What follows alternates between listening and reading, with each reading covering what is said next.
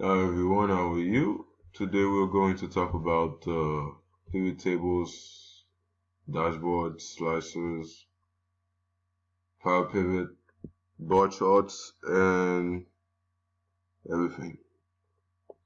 The company that I'm doing is IHOP. The reason why I chose IHOP is because they are the best pancakes and they are one of the best companies. So I'm gonna show you how I got this far in the project, and yeah.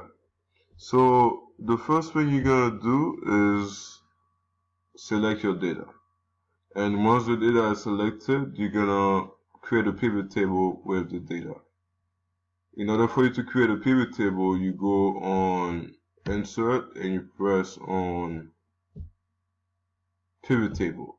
And as soon as you press Pivot Table, this box should appear, and with the table, with the data selected, then you just press OK, and that's how you create a pivot table. Since my pivot table is already created, then I don't need to create a new one.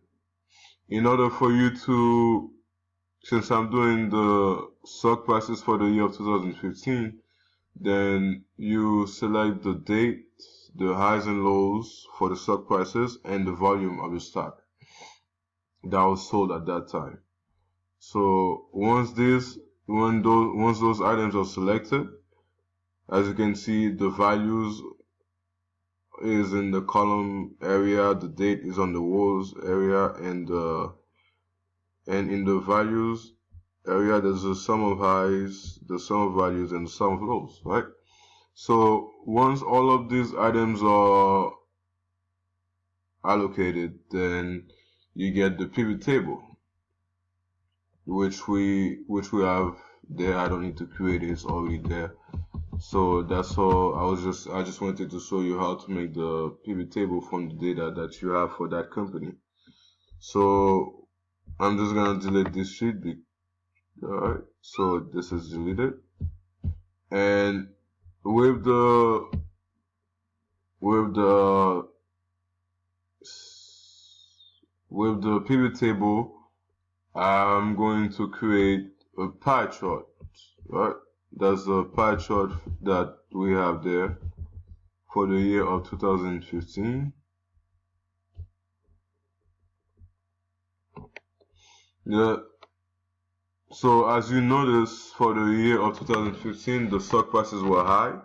So that's the pie chart that we have over there. But I'm just gonna show you how to create a pie chart from the pivot table. So the first thing you want to do is to select all the data. So once the data is selected, uh, if you want to select the data, you press Ctrl A, and as you can see, all the data is selected. And in order for you to create the pie chart, you just go to Insert and you press on Insert Pie Chart, and you see you have many options. You could create a 2D pie chart, you could create a 3D pie chart, or you have more options. You could just press on more options, and it gives you ideas on what you could create. So I'm just gonna create a regular 3D pie chart.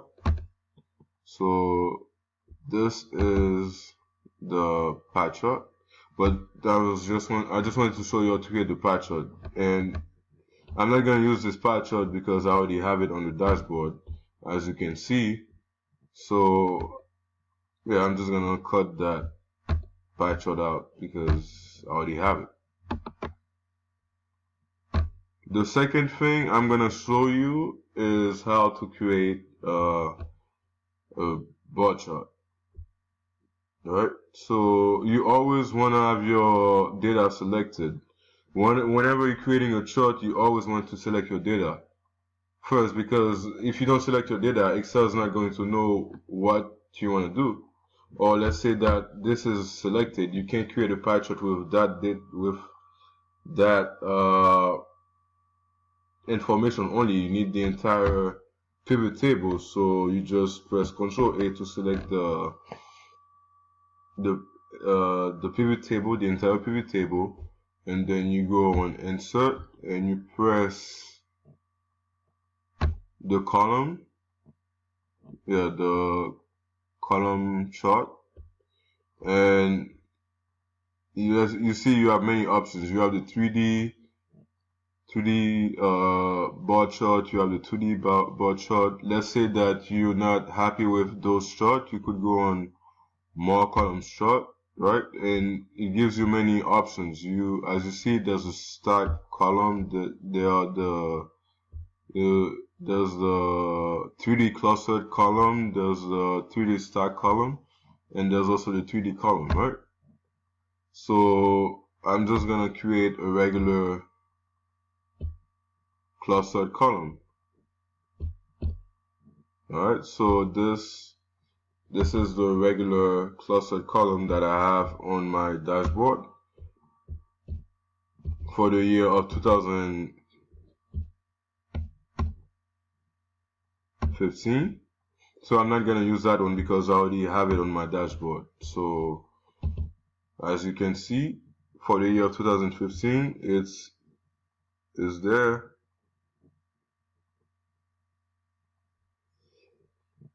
So you don't need to, I'm not gonna use it at all.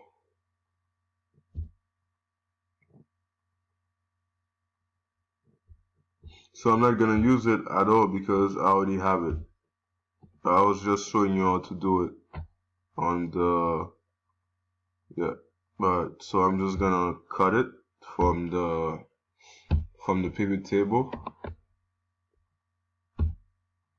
Alright, so that's how you create a bar chart. And also I have slicers. Slicers, you need slicers whenever you have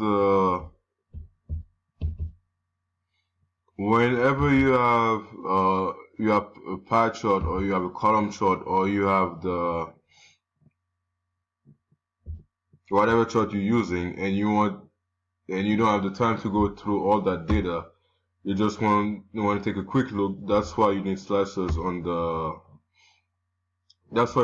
because whenever you have slicers, it enables you to find the information quickly. So you just want to have slicers on your dashboard because you won't have time to go through all that data to look for you won't have time to go through all that data. So whenever you have a huge amount of data and you wanna, the slicer is a filter basically. So whenever you see there's a lot of information on that sheet, right? So you don't have time to go through all that data in order for you to look for the information. So that's why you want to create slicers.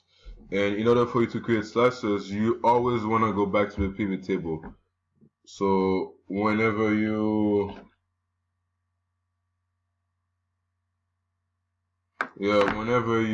have a huge amount of data, you always want to have slicers in there because with slicers you will be able to find the information quickly. So the first thing you want to do is press Control A to select all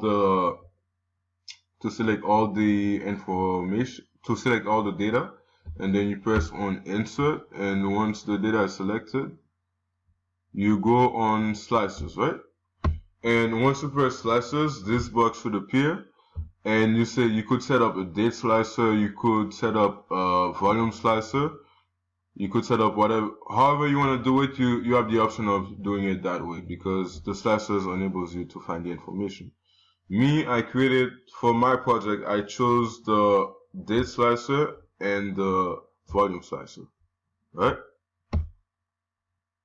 So I have two sets of filters, slicers or filters basically. So as you can see on my dashboard, I have two sets of slicers, and you just, in order for you to, you could do the same thing for the year 2016. So since we're out of time, and you just repeat the same process for the year, for the data for the year 2016, and you should be good. Thank you very much. Have a good